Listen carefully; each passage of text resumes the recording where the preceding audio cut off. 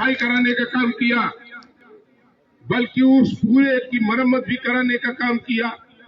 पहली बार बच्चों के लिए झूले लगे, परिवार को बैठने के लिए बेंच लगी, लाइटें लगी, रंगाई हुई, और लोगों को लगा, जहां लोग जाने से डरते थे, लोगों को लगा कि रेतीराम तालाब भी एक रायबरेली शहर का अच्छा पर्यटक स्थल बन गया।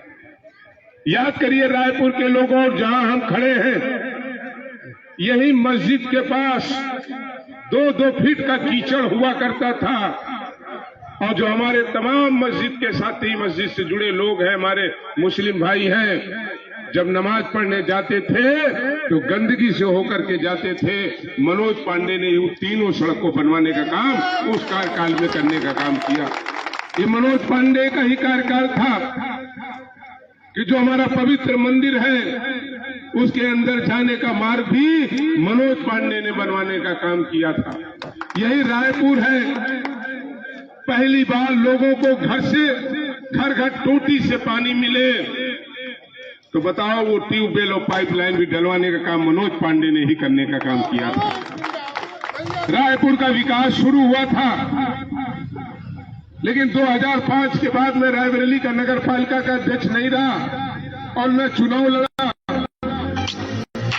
हमको जनता जनार्दन ने करने का काम किया, लेकिन आज शहर के क्या हालात हो गए। हमारे कई साथी अभी बात अपनी कह रहे थे, लेकिन सीने पे हाथ रख करके लोगों सोचो, इन 15 सालों में लोगों ने नगर पालिका की क्या स्थिति कर दी है। आज नगर पालिका की स्थिति वो नरक पालिका के रूप में बदल दिया है। आप जहां मीटिंग हम कर रहे हैं, बगल में बैठे हैं, अगर बाएं हाथ की नालियों को देख लेंगे और दाहिने हाथ की नालियों को देख लेंगे तो महीनों से कभी इनका कीचड़ निकालने कोई नगर पालिका से नहीं आया होगा। आज कुछ लोग जो नगर पालिका की बात कर रहे हैं, सेवा करने की बात कर रहे हैं, उनसे हम पूछना चाहते हैं, 5 साल तक भारतीय जनता पार्टी का नगर पालिका अध्यक्ष था और 5 साल से भाजपा की विधायिका भी इसी क्षेत्र से विधायक थी। तो क्या कारण है? क्या शहर की इतनी बद से बदतर स्थिति हो गई? और जो विधायिका जी से पूछना चाहते हैं कि आप गली गली आई थी और कहा था कि नगर पालिका में हमारे प्रत्याशी को जिता दो, जनता ने जिता दिया, और जब 5 साल में मोहल्लों में झाड़ू नहीं लगी तो 5 साल तक रायपुर की जनता याद करके बता दो, चेयरमैन का चेहरा देखने के लिए लोग तरस गए। 5 साल कभी वार्ड में चेयरमैन आपको दिखाई पड़ी हो तो बताने का काम करो। 5 साल तक संकट रहा, कोई जनता ने कुछ कई कंप्लेन भी की तो कोई सुनने नहीं आया। वाटर टैक्स, हाउस टैक्स बढ़ा दिया गया, लेकिन सड़कों पर झाड़ू लगाना नगर पालिका ने बंद कर देने का काम किया।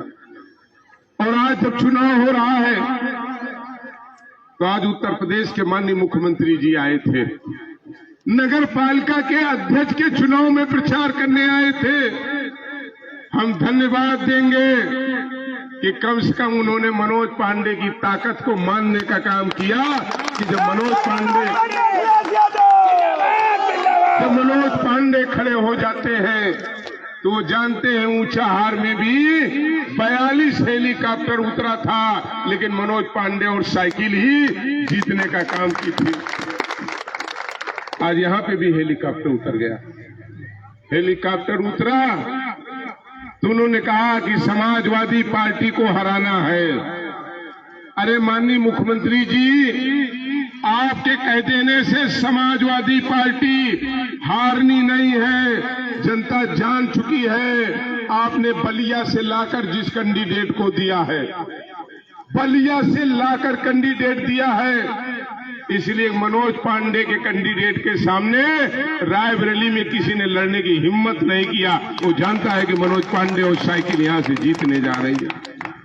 और आज हम कहना चाहते हैं और जनता से, रायपुर के लोगों से पूछना चाहते हैं, हिंदू भाई भी बैठे हैं, मुस्लिम भाई भी खड़े हैं, बताओ मनोज पांडे को कितने लोग पहचानते हो? हाथ उठाओ। पहचानते हो मनोज पांडे ने काम किया है कि नहीं किया है? अब बताओ, जो फूल के कैंडिडेट आए हैं, फूल वाले, उनको कितने लोग पहचानते हो? बताओ, कोई पहचानता है? कोई पहचानता है? उनके पति मिल गए हमको कल। हमने कहा, कहां डॉक्टर साहब चुनाव लड़ा रहे हो? अरे कहे भैया पैसा तो कमाई लिया, तब सोचा कुर्सी दिला दें। हमने कहा शहर घूमे? कहे नहीं। हमने कहा बताओ गिरफ्सा का पुरवा कहाँ है? कहे हाँ जानते हैं, हरचंदपुर में है। हमने पूछा बरवारीपुर कहाँ है? कहे वो तो शायद भैया आपके क्षेत्र में है। जो लोग नगर पालिका की चौहद्दी नहीं जानते, जो लोग नगर पालिका के मोहल्ले नहीं जानते, अरे रायपुर के भाइयों, वो आपकी नाली और सड़क देखने आएंगे क्या? आप ये सोच करके जा रहे हैं? और आज हम उन लोगों से कहना चाहते हैं, मजाक बना लिया आपने। 5 साल भाजपा का चेयरमैन रहा और डेंगू आया, लोग मरते चले गए, लेकिन कहीं फॉगिंग नहीं हुई। 5 साल तक लोग अपनी सड़क बनवाने के लिए, अपने नाले की सफाई के लिए, अपने कूड़े की सफाई के लिए नगर पालिका के चक्कर काटते रहे, कोई देखने नहीं आया। और आज फिर फूल कहे गए